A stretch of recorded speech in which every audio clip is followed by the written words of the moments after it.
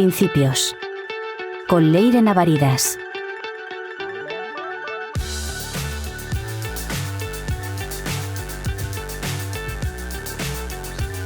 En el podcast de hoy vamos a tratar la cuestión del aborto vista desde la perspectiva feminista. Y para acompañarnos tenemos aquí a Leire Navaridas. Leire es una activista por la vida, además de considerarse abiertamente feminista, y creo que ella nos puede dar, a través de su experiencia y todo el conocimiento que tiene, una visión más íntegra acerca de este tema, que es un tema tabú y que, bueno, como ya sabéis, desde principios lo que tratamos es despertar e incentivar el diálogo acerca de cuestiones que no se quieran tratar abiertamente, ¿no? Entonces, bueno, Leire, muchísimas gracias por venir aquí. Un placer, Ana. Lo agradezco enormemente. A nosotros lo que nos gustaría un poco entender es, bueno, establezcamos premisas básicas, ¿no? Vamos a ir, ahora que vamos a afrontar este tema, definamos, ¿no? Entonces, ¿qué dirías tú que es el feminismo?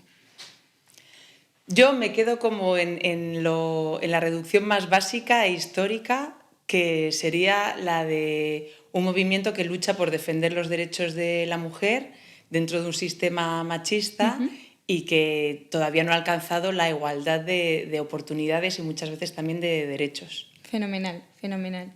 Y claro, al final toda esta serie de podcast, aunque estemos tratando esta cuestión del aborto, lo que pretendemos explorar es el vínculo que surge en la maternidad entre madre e hijo, ¿no? Entonces, creo que aquí es procedente preguntarte cómo ve el feminismo la maternidad.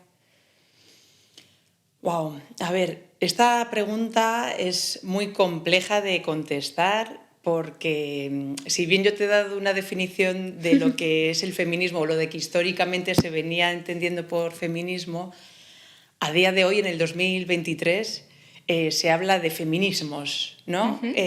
Porque, bueno, hay instituciones muy grandes como puede ser el Ministerio de Igualdad o el propio gobierno actual de España que se autodefine feminista, cuando en mi opinión y en la opinión de muchas otras feministas pues vemos que hace muchísimo daño a la mujer. Y luego digamos que hay como esas dos vertientes también de si feminismo inclusivo, feminismo exclusivo o excluyente. Entonces, dar una respuesta que yo, Leire Navaridas, dé una respuesta como portavoz del feminismo, te diría que no es posible. Fenomenal. ¿Vale? Entendiendo que para mí el feminismo es esa lucha por la igualdad de derechos de la mujer en un sistema que históricamente había sido injusto para ella. No olvidemos que hace muy poquito pues una mujer no podía tener un número de cuenta si no era con el permiso de su marido o de su padre, o una mujer pues no podía votar, o un montón de cosas que se han ido conquistando. Lo que pasa que a medida que se ha ido ganando derechos o la mujer ha ido ganando un poco de poder en las instituciones, de repente ha habido recientemente como un boom, ¿no? de subjeciones, de ambigüedades, de un montón de definiciones que hace todo esto como muy complejo. Lo que para mí el feminismo, tal y como yo lo defino, el feminismo entiende que el vínculo de una madre con su hijo pues, es sagrado y además existe desde la propia concepción, porque no las cosas, o sea, no solo las cosas, sino que hay ciertos procesos que son desde que surgen y no se pueden etiquetar los procesos en función del nivel de desarrollo que tenga un proceso, y en este sentido pues estaríamos hablando del desarrollo de una nueva vida humana. Entonces, pues así es como yo lo entiendo. Fenomenal. O sea, claro, entonces, a la hora de afrontar la decisión de la maternidad desde el feminismo, yo entiendo que debe de haber muchos matices, ¿no? En base a esa igualdad, ¿no? Porque tú hablabas de que en el fondo el feminismo, como tú lo comprendes, ¿no? Lo que busca es la igualdad de la mujer en derechos, la igualdad de la mujer en libertades, ¿no? Con respecto del hombre, o tampoco. Sí, claro. Lo que pasa que Es que el tema se ha vuelto como muy complejo, porque una cosa es como que la mujer pueda tener una igualdad de derechos. Ante la ley. Eso es, o sea, por ejemplo, en oportunidades de estudio, de trabajo, de voto, ¿no? De ejercer su poder como una ciudadana más, igual que lo hacían los ciudadanos varones. Y otra cosa es querer que la mujer sea igual que el hombre, ya incluso a efectos, digamos, biológicos. Es decir, negar la naturaleza única de una mujer para igualarla al hombre. Y en ese sentido, ¿cuál es la mayor diferencia que existe entre una mujer y un hombre? Pues está en su aparato sexual y dentro de este en su aparato reproductor. Entonces, si hay algo que diferencia genuinamente a la mujer con respecto al hombre, es su capacidad de dar vida, de albergar vida en su interior y de dar a luz y ofrecerla al mundo. Entonces, claro, es muy diferente que la mujer tenga los mismos derechos para salir adelante en un sistema que podría ser igualitario o equitativo, a que la mujer tenga que renunciar a su naturaleza femenina de poder quedarse embarazada y poder ser madre con todo lo que ello implica, para poder tener esa misma oportunidad como el hombre. Entonces, para mí, no se trata de anular la esencia femenina para equipararla, para que seamos hombres. Eso es como en su momento también hubo una corriente que reclamaba que las mujeres también pudieran hacer el servicio militar. Entonces, claro, cuando las mujeres queremos derechos, pero derechos para mí que sean como positivos, y bueno, ahora ya se ha profesionalizado y fenomenal que si una mujer quiere hacer el servicio militar, pues puede, ¿no? En su momento era como, no, más bien hagamos que esto puedan incluso los hombres no tener que ser obligados a hacer un servicio militar si no lo quiere. En este sentido, ¿cómo se puede hacer un sistema equitativo para la mujer manteniendo y protegiendo su naturaleza de ser madre? De quedarse embarazada, con luego una lactancia que en realidad la vincula como mínimo unos 6 meses, aunque hoy día ya con 4 meses ya darle la papilla al niño, ¿no? Pero lo bueno, y hacen otros países europeos, es que como mínimo pues puedas estar 6 meses en lactancia. Para eso, pues cuando han equiparado el derecho o el permiso de paternidad con el de maternidad, pues es que ahí todavía no han tenido en cuenta lo que son las necesidades de la mujer, atendiendo también a las necesidades del niño, porque está fenomenal que un padre pueda estar ahí también en los primeros meses de vida de un bebé, pero es que al que necesita el bebé es a la madre. Entonces, está fenomenal que ante una entrevista de trabajo, sabiendo que el hombre se puede coger 4 meses retribuidos, en ese sentido sí que se proteja a la mujer de decir, bueno, pues si hay un bebé, pues los dos van a tener esa posibilidad de estar 4 meses fuera de la oficina donde sea el trabajo, pero que luego se puedan transferir una vez esté ese bebé ya gestándose, que el padre pueda decir, yo transfiero estos, desde los 4 meses, pues ponle que 3, a mi mujer para que ella mantenga la lactancia y yo siga trabajando. De forma que tú has protegido en esa entrevista de trabajo a la mujer que antes, pues mujeres de 20 a 30 años, pues podían llegar a ser preguntadas, ¿vas a ser madre? Y claro, y todas que teníamos que decir, pues no, porque claro, si quieres esa oportunidad de trabajo tenías que negar esa posibilidad de quedarte embarazada. Esta era un poco la cuestión que yo quería traer, ¿no? Porque al final el movimiento lo que pretende, ¿no?, es que la mujer sea libre a la hora de afrontar todas sus decisiones y que tenga todas las garantías jurídicas, sociales y en todos los aspectos de su vida para poder decidir lo que ella quiera, ¿no? Entonces, en torno a la maternidad, parece que hay un conflicto que tiene la mujer, que únicamente tiene la mujer y que al hombre no se le presenta, ¿no?, a la hora de ser madre, ¿no? Y también, desde mi punto de vista, la solución que en ocasiones se propone es una solución que niega ese factor de la mujer, esa clave de su identidad, que es también la opción de que ella procree y que habla de cómo está configurada, ¿no? Entonces, o sea, ¿cómo entendemos y cómo se entiende la libertad a la hora de afrontar ser madre y cómo se defendería? Es mi pregunta, ¿no? O sea, ¿qué garantías o qué apoyo se le puede dar a la mujer a la hora de ser madre? Sí, pues es que esto yo creo que ya hay ejemplos en Europa. Por ejemplo, Alemania es que lleva pero no sé cuántos años, haciendo que la maternidad sea algo que para la mujer es una época a disfrutar, no una condena como vivimos en España, porque aquí ya se ha convertido en una condena porque puede que estés en una precariedad laboral increíble donde no te puedas permitir quedarte embarazada o que justo hayas conseguido por fin ese trabajo que tanto querías y sepas que te van a empezar a mover o a chantajear o a lo que sea. O sea, el problema es que la sociedad no está celebrando la maternidad y en el momento que no se celebra o no se valora como tal, o sea, no se valora como un bien común, como un bien a la sociedad, cuando es lo que es. O sea, realmente una madre que queda embarazada y va a traer un nuevo hijo o hija al mundo, pues socialmente tendría que valorarse y como tal tendría que protegerse y ampararse.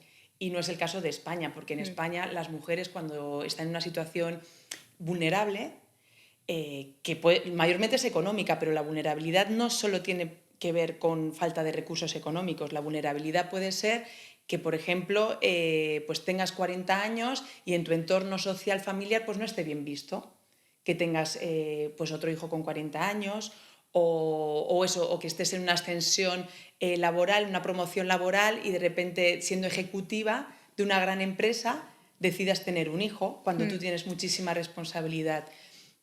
Entonces, son en esos momentos críticos y vulnerables para la mujer donde se le presenta decir, aborta. Claro, esto era lo que yo quería porque tratar, ¿no? existe esa solución.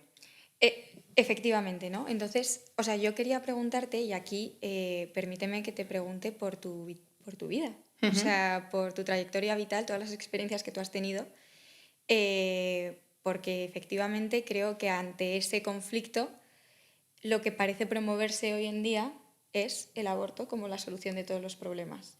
Entonces, yo creo que la mujer no es libre a la hora de abortar porque tiene todos esos condicionantes y todos esos frenos. Pero preferiría que me contases tú la experiencia que has tenido para que intentamos entender la realidad de lo que hay detrás del aborto, ¿no? Claro. Sí, pues sí, yo en su momento, desde adolescente, pues tenía esa idea muy bien construida allá en Nueva York en los años 70 de que lo feminista es poder elegir cuándo ser madre, sin tener la conciencia de que cuando estás embarazada ya eres madre. De hecho, cuando uno está embarazada le pueden preguntar ¿y quién es el padre? Pero se niega que hay una madre. Pues no, si hay un embarazo hay una madre y también hay un padre. Yo cuando era joven, pues con esa idea de nosotras parimos, nosotras decidimos, cuando me quedé embarazada y estaba en una situación que podía haber sido como muy positiva, estaba además ya emparejada con, por fin, como seriamente y comprometidamente con el que era entonces mi pareja. De hecho, había sido un arreglo por papeles, pero nos habíamos casado y estaba todo como bastante a favor. Pero yo veía la maternidad como un marrón. Entonces tenía 26 años y venía la maternidad con esa carga de condena, de amenaza que tiene para una chica joven de 26 años, pues ambiciosa y que todavía tampoco ha establecido como su carrera laboral y demás. Y entonces cuando me enteré que estaba embarazada y se te viene el mundo encima porque no estaba en tus planes eran otros, e insisto, y la maternidad se vive como una amenaza y una condena pues, a la libertad, a la realización, incluso a la felicidad, pues es como que te lo quieres quitar de encima. Y cuando te presentan el aborto como una solución, y no solo como una solución a quitar eso, sino encima inocua, pues claro, es que es perfecta. Porque dices tú, qué bien, es como una vuelta al pasado y esto va a quedar como si nunca hubiera ocurrido. Te quitan ese amasijo de células sin ningún tipo de trascendencia, porque parece mentira, pero yo en su momento pues también pensaba que eso era un amasijo de células, que el bebé pues estaría más adelante formado, ¿no? Pero que ahí era una cosita como algo sin identidad, sin trascendencia y que bueno, que te podías quitar como quien se quita una verruga. Tú abortaste a los 26, ¿no? Y ahora, después de todo lo que hemos hablado, haciendo retrospectiva, ¿no? Y análisis hacia atrás, ¿deja traza o no? Hombre, a ver, el aborto o la IVE, tal y como bien han buscado conceptualmente, que es otra de las manipulaciones que hay en esta ingeniería social, porque la IVE se refiere al aborto como interrupción voluntaria del embarazo. Entonces, mira qué carga y cuánto significado hay en esa palabra o en esas siglas, porque con interrupción se le está quitando todo ese peso de algo determinante. Es decir, cuando interrumpes algo es momentáneo, luego se puede retomar, no es la carga que tiene, por ejemplo, eliminación voluntaria del embarazo, o destrucción voluntaria del embarazo, o terminación, ¿sabes? O sea, que se le podría dar algo que representaría mucho más la realidad, ¿no? Porque ese embarazo no se puede retomar. Una no, luego cuando se arrepiente no dice, oiga, doctor, mira, que me habían interrumpido el embarazo, vuélvamelo a activar. No. O sea, ese embarazo ha sido intervenido, que no interrumpido. Y luego lo de voluntario, casi es todavía mucho más peligroso ese concepto que el anterior, porque vuelve a poner todo el peso en la madre. De forma que las mujeres que hemos ido a abortar nos creemos que ha sido un acto voluntario, con todo el peso y toda la carga que eso luego tiene para nosotras. Entonces, dicho esto, yo le llamo por su realidad conceptual y de lo que representa, que es una intervención violenta del embarazo. Eso es para mí lo que representan las siglas IVE, que es intervención violenta del embarazo. Además estoy contenta porque cada vez veo que es un término que se viene acuñando más y ojalá en un futuro pues cada persona que se refiera al IVE se refiera con estas palabras que son mucho más representativas. Entonces, todo acto violento es traumático. Igual que sabemos que un abuso sexual es traumático, o sea, ninguna mujer puede ser violada y decir, no, pero ya está, ya pasó. No, claro. Eso te deja una profunda marca. Pues una intervención violenta del embarazo deja una profunda marca a todos los niveles. Además, está el trauma, el impacto emocional, el trascendental que puede llegar a impactarte profundamente en el alma, y luego está el físico también. O sea, el útero queda profundamente traumatizado y tanto es así que es muy típico, como fue mi caso también, que al año me quedé embarazada. O sea, pasan ahí dos cosas que son muy típicas. Si se hicieran estudios como Dios manda, si hubiera un registro, a mí me encantaría que el Ministerio de Igualdad, tanto que promueve el aborto, que hiciera un registro, pues se vería que las mujeres que abortamos de forma violenta al año nos solemos quedar embarazadas, y esto es una cosa subconsciente, pero es como un anhelo interno de buscar recuperar ese hijo perdido. Entonces, el índice de embarazos al año de los abortos provocados es increíble. Pero ¿qué pasa también? Que luego hay muchísimas pérdidas, como fue mi caso, que en el segundo embarazo, que lo volví a vivir como un marrón, y solo la ayuda de un terapeuta en su momento, que me hizo ver, por un lado, que estaba ahí la vida de mi hijo, y por otro lado, que un embarazo representa una oportunidad de construcción, y que si yo volvía a lo mismo, volvía a estar en una dinámica destructiva que llevaba yo años en ella, ¿no? Con lo cual, perdemos esa vez de forma espontánea el embarazo, el mío 3 meses, el médico te dice que ya no late y has vuelto a perder un hijo. Pero claro, ¿pero por qué? ¿Cómo nos quedamos nosotras por dentro? ¿Cómo se ha quedado ese útero? ¿Cómo se ha quedado ese cuerpo? ¿Cómo se ha quedado todo ese impacto de estar gestando una vida donde todas las células, porque nosotras estamos ya en proceso de gestación aún sin saber que estamos embarazadas? Normalmente para cuando nos damos cuenta que estamos embarazadas han pasado 6, 7, 8 semanas. Y ya llevas 8 semanas el cuerpo totalmente entregado completamente, con todos los cambios que hay detrás. A ese proceso. Y de repente hay una intervención vía médica o clínica que hace ¡ra! Y de una forma violenta termina con ese vínculo. Ya que hablábamos del vínculo, ahí se ha establecido un vínculo inmediato entre la madre y el hijo que también se destruye de una forma violenta. Y eso tiene mucho impacto en la mujer. Es que tú reivindicas efectivamente la existencia de ese vínculo, que es algo que no es común. Han surgido un montón de cosas sobre las que me gustaría incidir, ¿vale? Entonces voy a intentar presentarlas de manera ordenada para que podamos saber si conseguimos tratar estos temas, ¿no? Entonces, a la hora de hablar de cómo deja marca, me gustaría preguntarte, a ver si conoces, o sea, un poco, ¿qué crees que hay detrás? Si existe, ¿qué es? Que nos expliques, porque seguro que lo conocerás mejor que yo, del síndrome posaborto. Esto es una realidad que no se trata Claro. y creo que conviene comentarlo aquí, ¿no? Sí, de hecho, no es un síndrome, eso también hay que corregirlo, es un trauma. Hablamos del trauma posaborto. Insisto, toda violencia es traumática. Entonces puede haber violencia sexual, te han podido dar una paliza, te han podido abrir de piernas y sacarte al hijo vivo o muerto, ¿vale? Y es que esta es la realidad, suena así duro, pero es que hay que hablar de ella.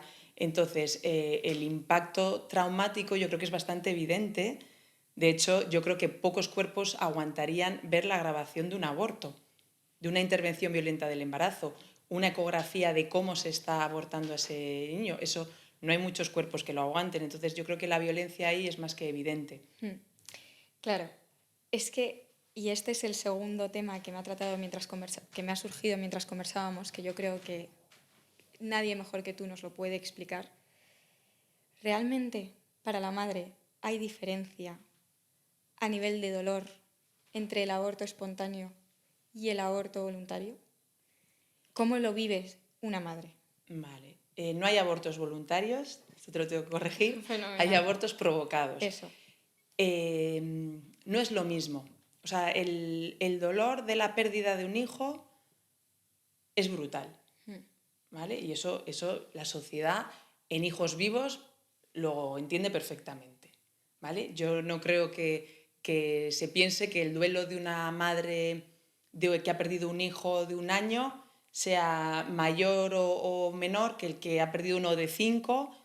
Y es verdad que a medida que se avanza en la vida, pues la pérdida puede ser menos traumática. Claramente no es lo mismo perder un hijo recién nacido que perderlo igual con 60 años, ¿no? Igualmente a la madre que ha perdido a su hijo de 60 años, ese dolor es muy profundo porque se supone que nos vamos muriendo de abajo a arriba, ¿no? O sea, perdón, de arriba a abajo. Se muere el abuelo, luego la madre, en ese hijo, en esa sucesión natural, en lo que sería un ciclo natural de vida. Parece que se invierte el orden, ¿no? Claro.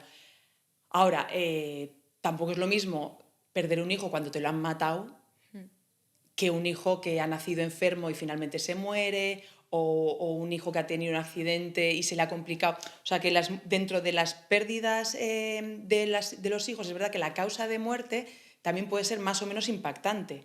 O sea, puede ser más o menos traumática. Traumática va a ser siempre, ¿vale? Pero luego es verdad que puede ser, si hay violencia, una madre que pierde a su hijo con violencia es mucho más traumático para la madre y para toda la familia, claro, que una muerte por enfermedad o una muerte ya, digamos, natural. Si la madre tiene 90 y el hijo ha muerto con 70, pues digamos que será un duelo bastante llevadero dentro del vínculo que pudiera haber.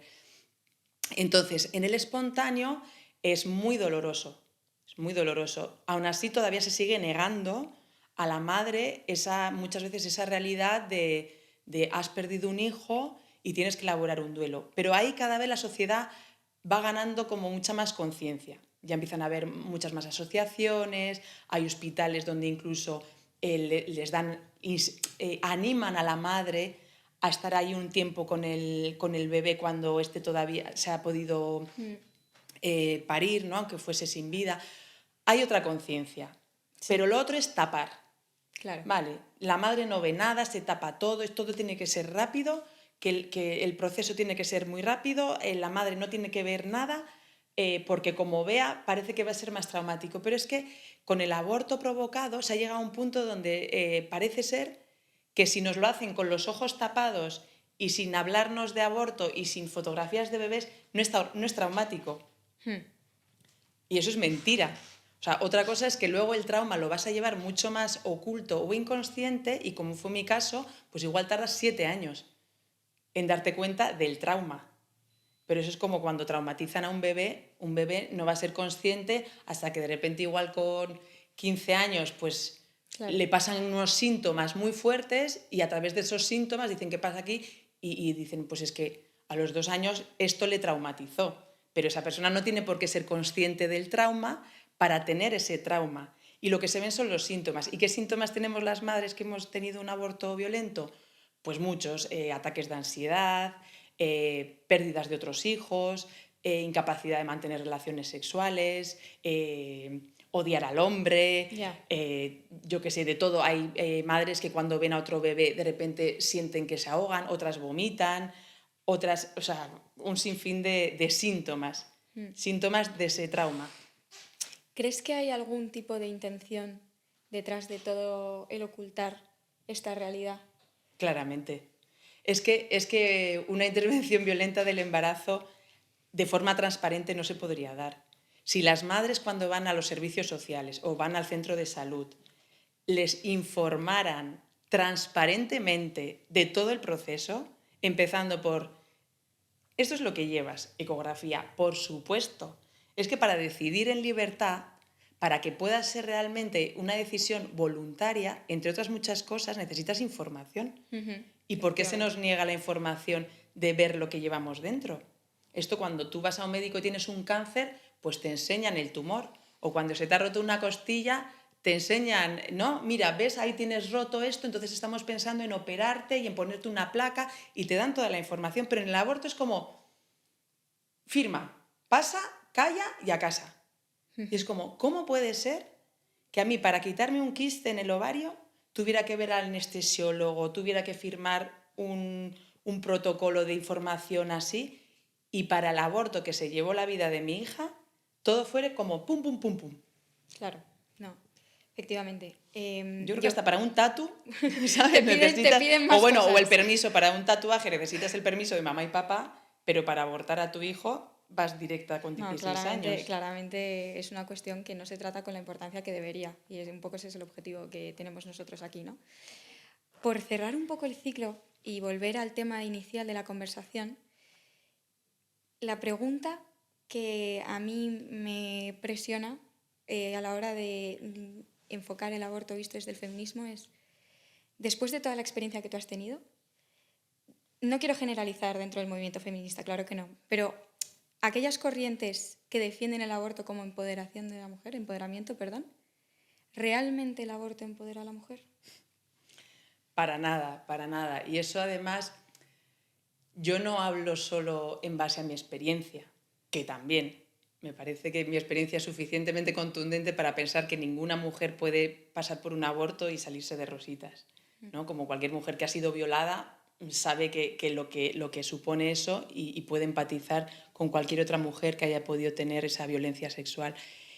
Yo he atendido a cientos de mujeres.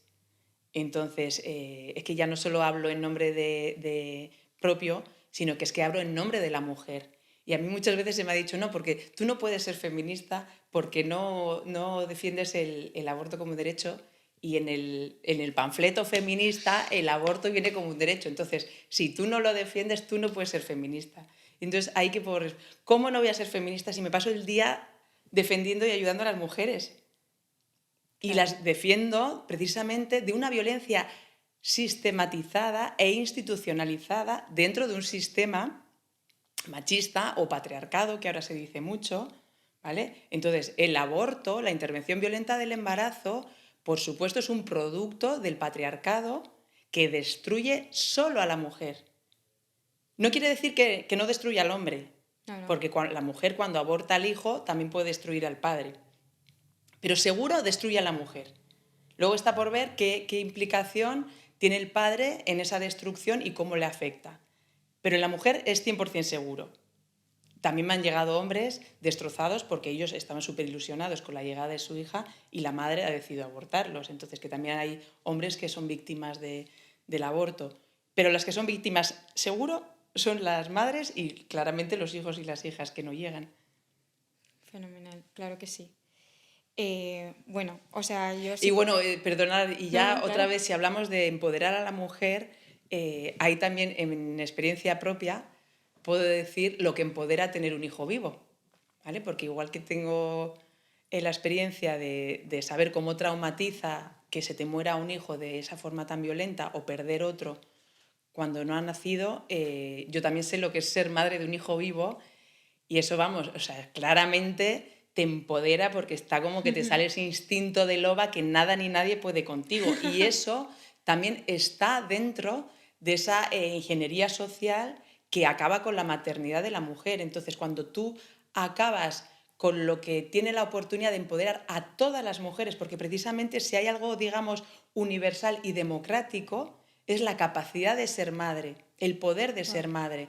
Porque para tú dejar un legado en la historia de la humanidad, lo puedes hacer si has sido una investigadora o si has sido una artista, pero para eso normalmente necesitas recursos económicos. Has tenido que tener unos estudios, un apoyo. La mujer que está día a día viendo cómo acaba el día y cómo llega a mediados o principios de mes para pagar el alquiler o lo que sea, muchas veces no puede dejar ese legado artístico, cultural o científico, pero sí puede dejar el legado de un hijo pues bien educado, bien nacido, y ese es el legado de decir, pues mira, pues yo os dejo a mi Manolito o a mi Perú o el que sea, ¿no? Ese hijo o hija. Entonces, claro, para mí precisamente es también una cuestión superclasista el que se restrinja el acceso de toda mujer a su propia maternidad. Y una maternidad de un hijo vivo, porque para mí las que hemos abortado seguimos siendo madres. Lo que pasa, claro, es una maternidad que no realiza de la misma forma que realiza tener un hijo vivo. Leire, nada, yo solamente quiero concluir agradeciéndote esta visión optimista acerca de la maternidad. O sea, en el podcast y siempre cuando se afronta la cuestión de la maternidad parece verse desde una visión negativa, ¿no? Y creo que la visión de realización que da ser madre y cómo lo vives tú y cómo se entiende, que comparto, es necesario que se escuche. Entonces, gracias por estar en esta plataforma y por dar esa voz. Sí que quería... ¿Da tiempo para un último comentario? Vale. A ver, en un sistema capitalista como en el que estamos, o sea, yo entiendo que se pueda vivir la maternidad como un marrón. Un freno, una barrera. Como un todo. O sea, cuando apenas eso, has conseguido un empleo o estás siendo víctima de violencia machista, porque yo las mujeres que acompaño, pues muchas es que están en unas situaciones de pareja de una violencia brutal. Entonces, claro, la maternidad, cuando estás en una situación de vulnerabilidad y no hay recursos o apoyo social, sí que es verdad que puede ser como un conflicto de decir, es que se me complica la vida. Y es verdad que la maternidad te puede complicar la vida, pero benditas sean esas complicaciones, porque al final el motor que te supone tener un hijo vivo y trascender todas esas dificultades que podías tener por amor a ese hijo, es que eso no te lo regala cualquier otra cosa. De hecho, yo he atendido muchas mujeres que dicen, no, pues es que aborté para poder seguir estudiando, pero es que al poco de abortar ya no le encontraban sentido a la vida. En cambio, acompañamos a otras jóvenes a nivel internacional, porque aquí en España las delego todas a Red Madre, pero cuando me contactan de República Dominicana o Panamá, pues las sigo atendiendo y las acompañamos en su embarazo. Y ellas, con todas esas complicaciones que les ha supuesto ese embarazo, porque la pareja les ha abandonado, o era un hombre casado, o lo que fuese que rodease ese embarazo, pero ellas están ahora súper ilusionadas y tienen un motor muy fuerte para terminar esos estudios o para buscar ese empleo o lo que sea las dificultades que estuvieran teniendo, porque muchas violencia familiar o lo que fuese, pero por amor a ese hijo sí van a dar ese paso, sí van a coger esa fuerza de trascender todo aquello y resolverlo o ponerle límite o ponerle solución o lo que fuese que requiriese esa situación. Entonces, en un sistema que no apoya la maternidad, pues la maternidad puede llegar a vivirse como un marrón, pero la maternidad de por sí es una maravilla, es un regalo, es una bendición. Y luego está que el sistema pues, fuese un poco más justo, fuese más feminista y, por supuesto, que a las mujeres embarazadas en situación de vulnerabilidad les dieran todo ese apoyo y no esperar a que nazca para dar ayudas, porque muchas mujeres las necesitan estando embarazadas. Si tienen que dejar al violento y necesitan irse a una casa nueva, a un piso nuevo, o las echan de un piso compartido, pues necesitan recursos, necesitan ayuda, necesitan ese apoyo. Entonces es muy importante que esto el gobierno, y estaría muy bien que el Ministerio de Igualdad pues lo entendiese, y que si invierte no sé cuántos millones en aborto, como mínimo invierta lo proporcional, lo mismo en ayudas a la mujer embarazada. Y veríamos ahí si se reduce la decisión voluntaria de abortar. Me parece una propuesta excelente porque al final condiciona la libertad de la mujer a la hora de afrontar la decisión. El aborto está subvencionado y si quieres seguir con tu embarazo, búscate la vida. Claro. Pero eso sí, elige libremente. Tienes las dos opciones a elegir. Quédate muerta en la calle con el embarazo o aborta y sigue con tu vida supuestamente sin ningún tipo de secuela. Creo que, y ya finalizando, otra lección que podemos extraer de esta conversación no es cómo uno afronta todos los obstáculos con mayor facilidad cuando tiene a alguien por quien afrontarlos. Claramente. Pues nada, Leire, de nuevo reiterarte mi agradecimiento. Gracias por venir a conversar con nosotros sobre el aborto. Y nada, esperamos que esto invite a la reflexión a todos los que nos oyen. Muchísimas gracias. Muchas gracias.